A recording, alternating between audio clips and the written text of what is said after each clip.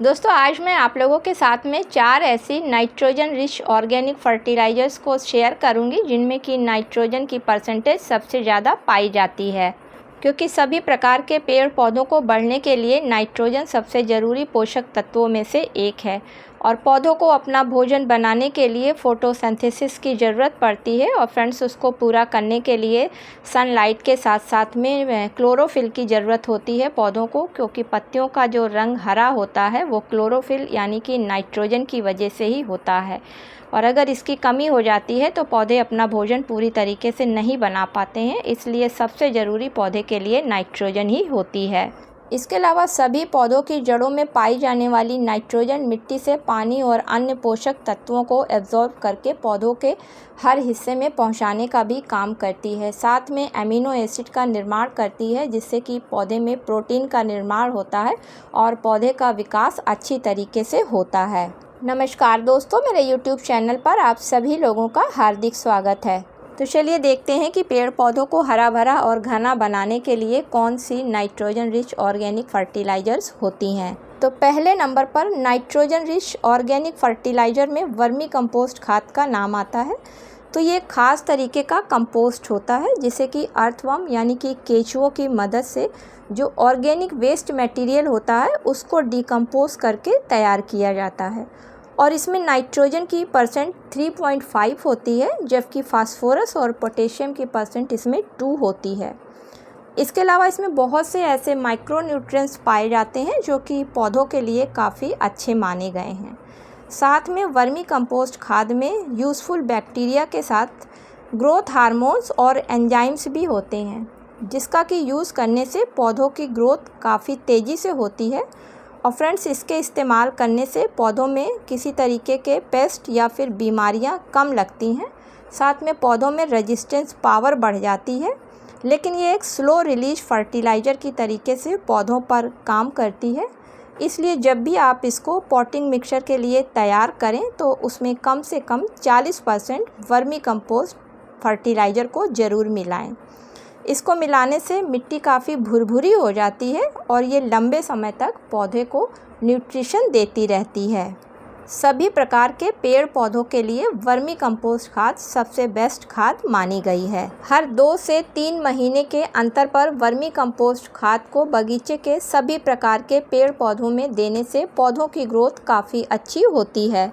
दूसरे नंबर पर nitrogen rich fertiliser आती है एनिमल डंक मैन्योर, यानी कि जो भी पालतू जानवर होते हैं जैसे गाय, बकरी, भेड़, इनके गोबर से जो फर्टिलाइज़र तैयार होती है उसमें NPK की जो परसेंट होती है तो नाइट्रोजन 3% होती है, फास्फोरस 2% होती है और पोटेशियम 1% होता है। यानी NPK का परसेंट इसमें काफ़ी अच्छा होता है।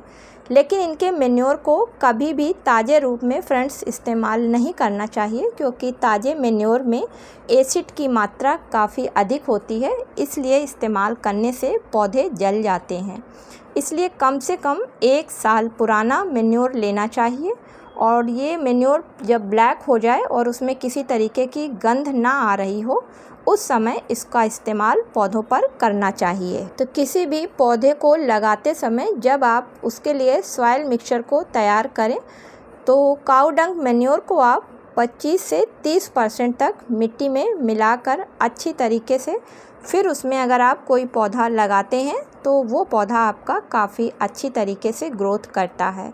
काऊ डंग मैन्योर खासकर उन पौधों को काफ़ी पसंद होती है क्योंकि इसमें एसिड की मात्रा होती है। जिन पौधों को एसिड वाली मिट्टी पसंद होती है, जैसे कि गुलाब और सिट्रिक एसिड वाले जो भी फल पौधे होते हैं। तीसरे नंबर पर नाइट्रोजन रिच ऑर्गेनिक फर्टिलाइज़र आती है मस्टर्ड केक, यानी कि सरसों की खली की खाद। तो फ्रेंड्स, सरसों के बीजों को तेल निकालने के बाद में जो उसका वेस्ट मटेरियल बचता है उसी को ही हम लोग सरसों की खली यानी कि मस्टर्ड केक फर्टिलाइज़र के नाम से जानते हैं और इसी को फर्टिलाइज़र के रूप में इस्तेमाल करते हैं। इसके अलावा ग्राउंड नट केक का भी इस्तेमाल किया जाता है खाद के रूप में।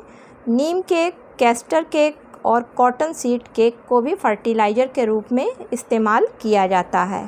तो फ्रेंड्स, सरसों की खली में सबसे अधिक नाइट्रोजन की परसेंट होती है, यानी कि इसमें 4 से 7% तक अकेली नाइट्रोजन होती है और फास्फोरस इसमें 1 से 3% के बीच में होता है, जबकि इसमें पोटेशियम की मात्रा 1 से 1.5% के बीच में होती है। इसके अलावा सरसों की खली में बहुत से माइक्रोन्यूट्रिएंट्स भी पाए जाते हैं। और फ्रेंड्स, इसको सरसों की खली को पौधों पर 2 तरीके से इस्तेमाल किया जाता है। तो पहला तरीका इसको इस्तेमाल करने का है कि मिक्सी में पीसकर इसको एक महीन सा पाउडर आप बना लें और इसके बाद हर महीने पौधे की मिट्टी में चारों तरफ गुड़ाई करके थोड़ी मात्रा में डालकर ऊपर से पानी डाल दें। लेकिन इस्तेमाल तब करना है जब पौधे की मिट्टी पूरी तरीके से सूखी हुई हो। दूसरा तरीका इसको लिक्विड रूप में करना होता है, तो उसके लिए फ्रेंड्स सरसों की खली को 2 से 3 दिन के लिए पानी में भिगोया जाता है। तो इसको भिगोने के लिए जो इसका रेशियो लिया जाता है वो 1:10 का होता है। यानी कि अगर आपने 50 ग्राम सरसों की खली को पानी में भिगोया है, तो जब आप इसकी फर्टिलाइज़र को तैयार करेंगे तो उसमें उसका 10 गुना पानी आप यानी कि 5 लीटर पानी आप मिलाकर जो लिक्विड आपका तैयार होगा उस लिक्विड को आपको पौधों की मिट्टी में डालना होगा।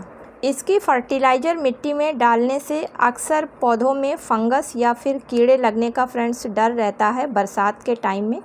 इसलिए अगर ऐसे समय पर आप इसका इस्तेमाल करना चाहते हैं, तो जब आप इसका सलूशन तैयार कर रहे हैं तो उसमें आप कुछ लहसुन की कलियां डाल दें या फिर नीम की पत्तियों का पेस्ट बनाकर डाल दें, तो मिट्टी में किसी तरीके के कीड़े वगैरह नहीं आएंगे। चौथे नंबर पर नाइट्रोजन रिच ऑर्गेनिक फर्टिलाइज़र चाय की पत्ती की फर्टिलाइज़र आती है।